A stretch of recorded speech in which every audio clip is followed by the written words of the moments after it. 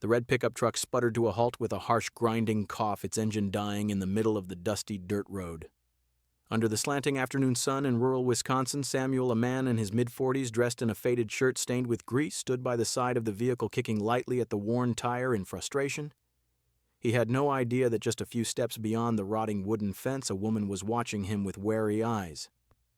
"What are you doing here?" Her voice cut through the air sharp and cold. Samuel turned, squinting against the sunlight. The woman stood on the steps of a sprawling but weathered farmhouse. She wore a cream cashmere coat, her hair tied back neatly, her posture elegant and out of place in the rural expanse. My truck broke down. I was just hoping to borrow some water to cool the engine." She didn't move. Her gaze flicked to the battered truck, then lingered on Samuel, reliable-looking yet utterly exhausted. "Do you know how to fix engines?" Samuel nodded. "I'm a mechanic, but these days I just work from home, no shop anymore." "Good. I've got a tractor that's been broken for 3 months. No one's fixed it. If you can, I'll pay you." No name asked, no introduction given, just a cold invitation. Samuel nodded slightly as if accustomed to such treatment. The contrast pulled viewers in immediately, the poor man, grimy with oil. The wealthy woman, cool as if from another world. A chance encounter that seemed random, but was destiny in disguise. As Samuel bent down to inspect the old machinery in the barn, Elena watched from the window, unaware that this man fumbling with cables would be the one honest and kind enough to change her life. Samuel. He didn't need much, just enough cash for milk for his daughter, but he had no clue that the woman he was helping today would challenge the last bit of faith he had left in life. "Why don't you call a professional service if you're so rich?" Samuel asked later, wiping sweat from his brow as he tinkered with the tractor's wiring. "I did. They came. They left. They didn't believe I owned the place." The answer made Samuel pause, not because of the words, but the exhaustion etched on her flawless face. In that moment, there were no classes, just two people misjudged by society meeting at the right time. The sun dipped lower, casting long shadows over the fields. Samuel worked steadily, his hands calloused from years of labor.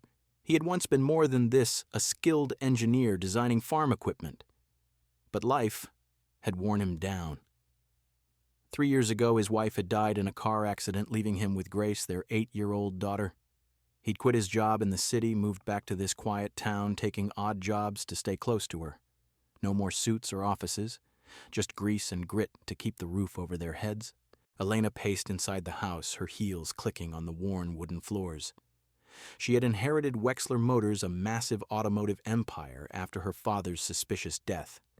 The will had been contested by relatives, leaving her isolated and distrustful. Everyone wanted something from her money influence. She'd come to this old family farm to escape the boardroom battles, but even here contractors questioned her authority.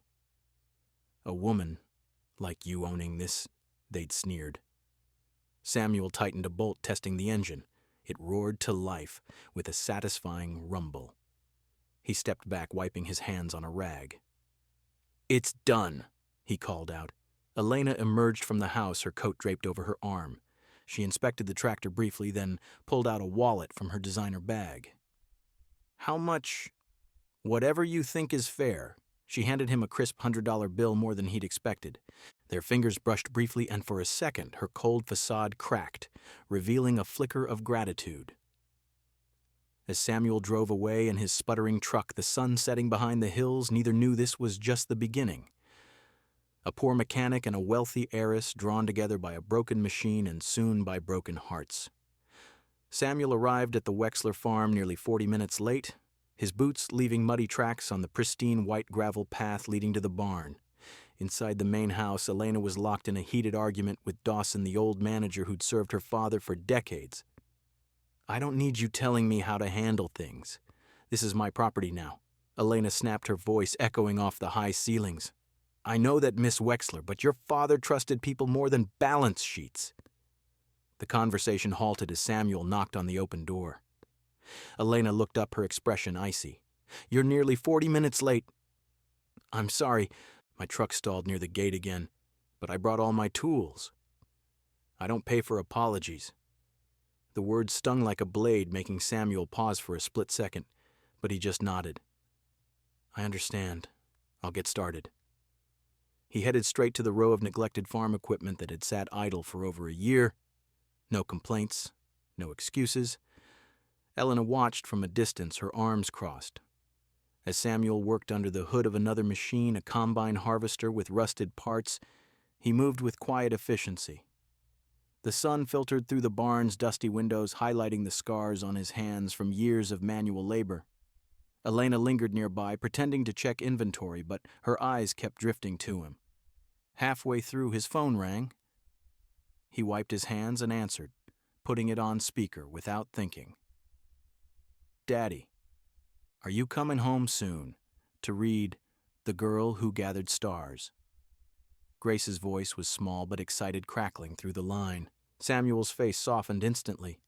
"I'll try, sweetheart, but if I'm late, promise, you won't go to bed without saying goodnight to me." "Okay, Daddy, I love you." "I love you too, Gracie. Be good for Mrs. Harlan." He hung up, pocketing the phone, unaware that Elena had overheard every word. She stood frozen, her mind flashing back to her own father, gentle, devoted, before the betrayal that led to his death and the contested will. He'd read her stories, too, back when life felt safe. Now everything was calculations and suspicions. That evening, after Samuel had left with another generous payment, Elena sat in her study, the old farmhouse creaking around her. She opened a file on her laptop, the personnel records she'd requested after their first meeting. Her breath caught as she read. Samuel had been a senior mechanical engineer at a top firm specializing in agricultural machinery. 3 years ago, he'd resigned abruptly after his wife's fatal accident. No details in the public record, but Elena pieced it together from old news clippings, a drunk driver on a rainy night. He'd moved back to this small town, taking whatever work came his way, fixing tractors, plowing fields to stay close to his daughter and rebuild in solitude. "Why would someone like him choose this life?" she whispered to the empty room. Flashbacks flooded her. Samuel in his old life, suited up in a clean office, sketching innovative designs for efficient harvesters that could revolutionize small farms. But after the accident, the grief had been too much. Job interviews turned him away. Too long out of the game, they'd said, so he'd traded blueprints for wrenches, stability for survival, all for Grace's sake. She was his anchor, the reason he got up at dawn and collapsed at dusk. Elena's own memories surfaced unbidden. Growing up in luxury but always alone, her mother gone early, her father buried in work at Wexler Motors. After his death, the empire was hers, but so were the enemy's relatives, claiming the will was forged, board members undermining her. She'd built walls of ice to protect herself, becoming the cold CEO everyone feared. Trust was a luxury she couldn't afford. Yet watching Samuel that day, hearing his tender exchange with his daughter, stirred something unfamiliar, a quiet admiration for his silent decency. In a world of two realms, her wealth and isolation, his poverty and devotion, a crack had formed. Not love, not yet. Just the first tremor of empathy between a woman who'd lost her faith in people and a man who'd clung to his through the worst. Samuel couldn't stop thinking about the woman with the angry yet deeply wounded eyes. He didn't even know her name. All he remembered was how she judged him like he was some petty thief just for trying to help without permission. But something about her vulnerability stuck with him, a shared recognition of fear, the fear of being used, of being seen as less than. He didn't plan to go back, but the next day after dropping Grace at school, he found himself driving past the farm again. The Land Rover was still there, abandoned on the side of the road where she'd left it after their tense exchange. The hood was up, exposed to the elements. Samuel pulled over, telling himself it was just a check. But as he inspected the battery nearly dead and the loose wiring, he knew he couldn't leave it like that. "Why am I doing this?"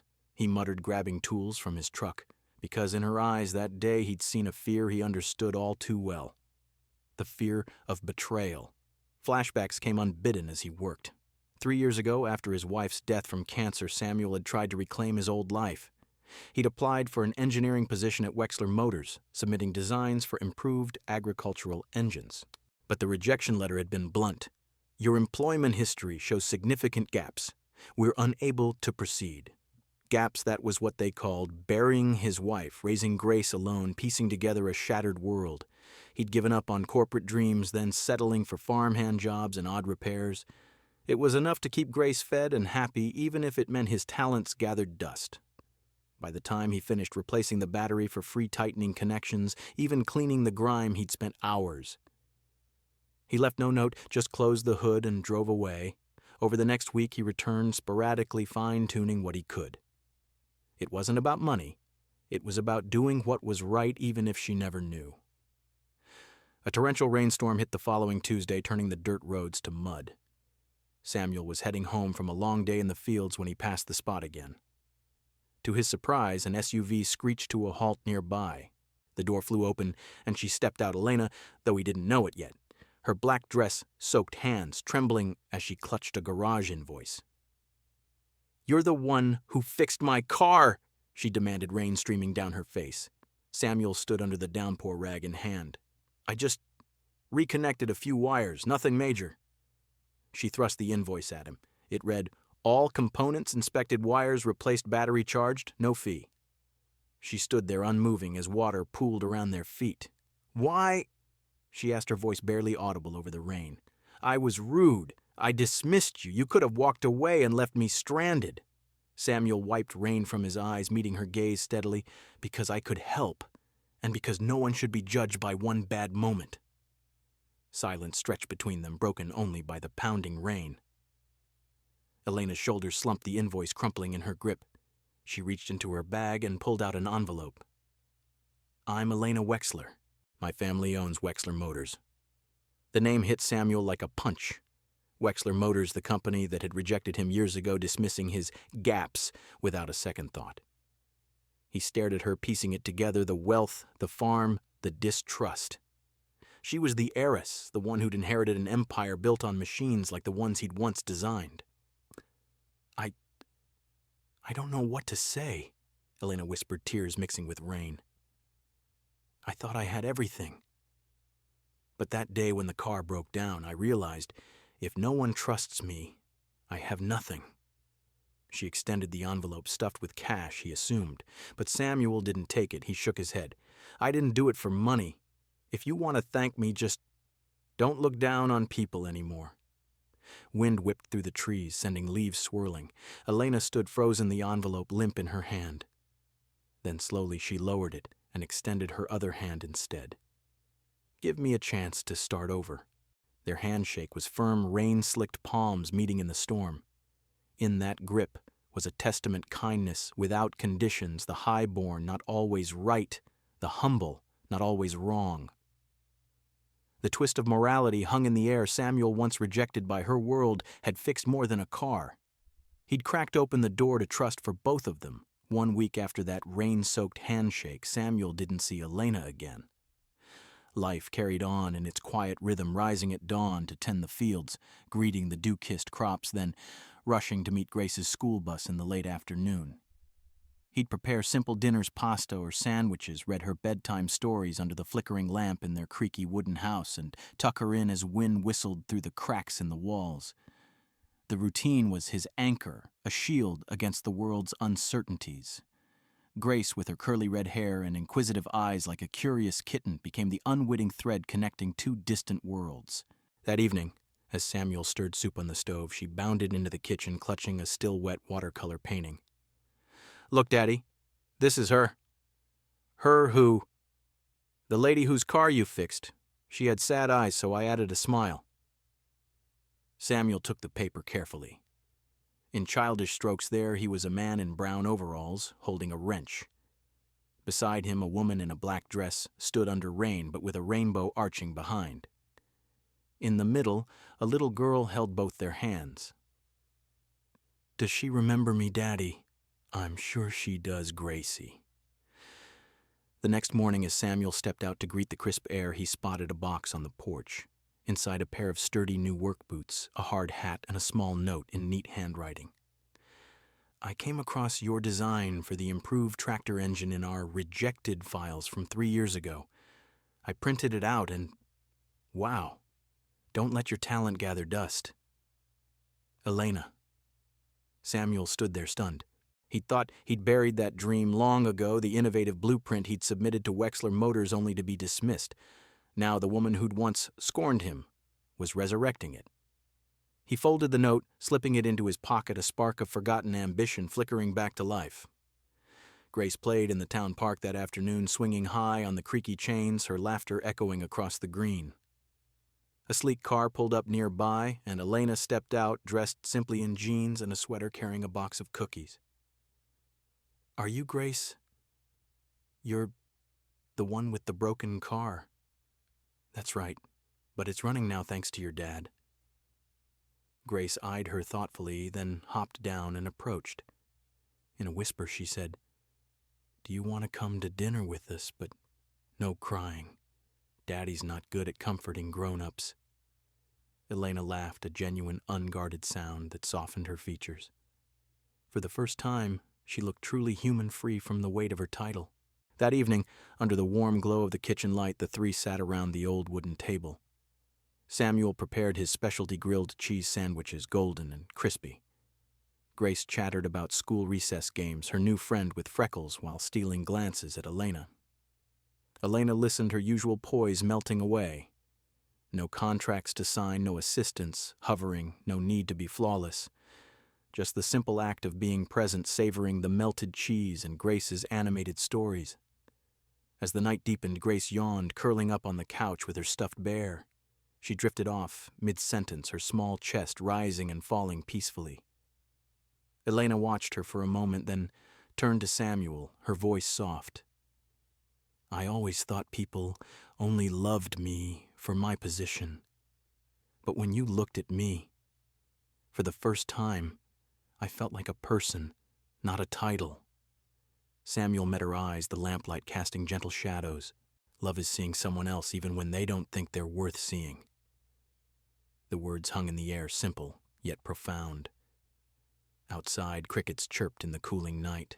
The light from the lamp spilled across the room, outlining three figures, a man, a woman, and a sleeping child, woven together not by grand gestures, but by quiet kindness, empathy, and the fragile beginnings of trust. 3 weeks after that rain-soaked handshake, life didn't shift with dramatic fanfare. There were no sudden proposals, no vows of eternity spoken under starlit skies. Instead, the changes arrived quietly in small, almost imperceptible movements that only those living slowly could notice. A handwritten letter appeared one afternoon, tucked into the mailbox without a stamp or return address. The paper was simple. The ink, a deep blue. The handwriting, elegant and precise. Samuel unfolded it on the porch, the autumn wind rustling the leaves around him. "When you said love is seeing someone else even when they don't think they're worth seeing," I cried. "I had thought I was just a machine, but it turns out I was only a girl learning to trust others again. Thank you for simply being there." No signature, but Samuel knew. He folded the letter carefully and slipped it into his wallet, where it stayed like a talisman. A week later, the phone call came. It was from a mechanical engineering firm in Madison, the voice on the line professional, yet eager. "Mr. Samuel, we've come across your design for the improved tractor engine, the Carson X3 prototype you submitted 4 years ago. We'd like to meet with you. Someone from our leadership recommended we take a closer look." Samuel paused, the receiver tight in his hand. "I sent that years ago. No one responded. Things change. When can you come in?" He hung up, staring at the wall, where his old blueprints still hung yellowed and forgotten. Elena had done this. Quietly, without asking permission, she had opened a door he thought was permanently closed. Grace, meanwhile, had taken to placing a small box under her bed each night before sleep. Inside were 3 items she guarded fiercely: a watercolor drawing of 3 figures riding horses across a golden field, a black hair ribbon identical to the one Elena had worn on their last dinner, and a folded note in her careful childish script. "If one day I have a new mom, I want her to know I don't need her to be perfect. I just need her to be here when I'm scared of the dark." She never showed the box to anyone, but she added to it in secret, as if preparing for a future she could already see. The final scene unfolded on a winter evening, the kind where frost etched patterns on the windows and the world outside felt hushed under a blanket of fresh snow. Samuel stood on the porch, 2 mugs of hot cocoa steaming in his hands. He wasn't waiting exactly, just following habit. The house glowed warmly behind him, the scent of pine from the Christmas tree drifting through the cracked door. Headlights cut through the darkness. A silver car pulled up slowly. The engine died, and Elena stepped out wearing a simple gray sweater and jeans, her arms cradling a tin of gingerbread cookies. She looked up at him. No words needed. Samuel smiled faintly, the steam from the cocoa curling between them. "Do you remember what I once said? Love is seeing someone else, even when they don't think they're worth seeing." Elena nodded, her breath visible in the cold air. "I learned how to see myself." She handed him the tin, their fingers brushing. From the doorway, Grace peeked out, her eyes wide with quiet joy. Samuel opened the door wider, the porch light spilling onto the snow like a promise. No grand declarations, no swelling music, just a porch, an unnamed family gathering in the hush of winter, and a quiet evening that spoke of everything words could not. The door closed softly behind them, but their hearts remained wide open, proof that kindness could rewrite destinies, that trust could heal old wounds, and that sometimes the smallest acts of courage led to the most profound connections.